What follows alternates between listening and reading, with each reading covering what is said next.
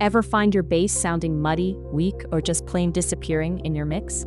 You want that bass to hit hard, feel solid, and drive your track. But achieving that punch and clarity can be a challenge. In this video, we're diving deep into practical techniques to sculpt bass that truly cuts through, without overwhelming your mix. Get ready to transform your low end from flabby to fierce.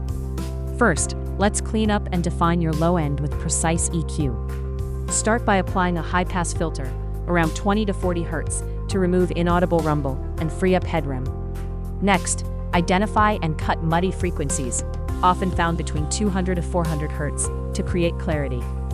Finally, boost around 60 to 100 Hz for the fundamental weight of your bass, and a subtle boost between 800 Hz to 1 kHz to enhance its presence and articulation.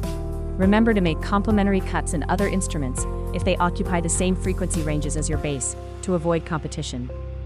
Next, let's control your bass dynamics with targeted compression to achieve a consistent and punchy sound. A moderate ratio of 3:1 to 5:1 is a great starting point. For attack, use a slower setting, around 20 to 40 milliseconds, to let the initial transient of each note punch through before the compressor engages. Set your release time between 100 to 250 milliseconds, ensuring the compressor recovers before the next bass note hits, preventing a squashed sound. Plugins like the Waves CLA2A or FabFilter Pro C2 are excellent choices for this task. To give your bass more character and ensure it's heard on smaller speakers, introduce saturation.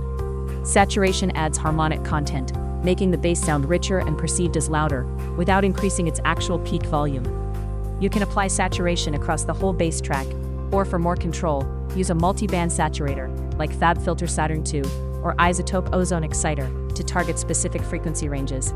Experiment with gentle saturation on the low mids, around 150 to 500 Hz, to add warmth and a subtle growl, helping the bass cut through without becoming muddy. For a solid, powerful low end, it's crucial to keep your bass frequencies mono. Our ears can't effectively distinguish the direction of very low frequencies, so having them in stereo can lead to phase cancellation issues, especially on club systems or when played in mono. Use a utility plugin or a stereo imager like Isotope Ozone Imager, or even Ableton's utility to collapse frequencies below 100 to 150 Hz to mono. This anchors your low end, creates more headroom for other elements, and ensures your bass translates well everywhere.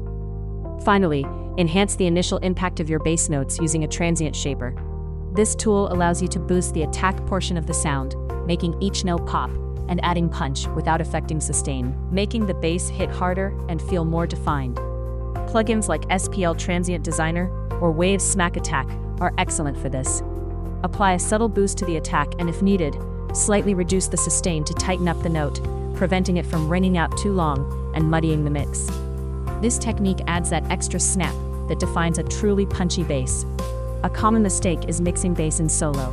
Always mix your bass in the context of the full mix, especially with the kick drum, to ensure they complement each other instead of clashing.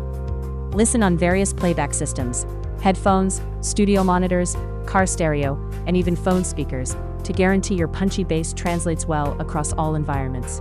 What sounds great in your studio might not elsewhere.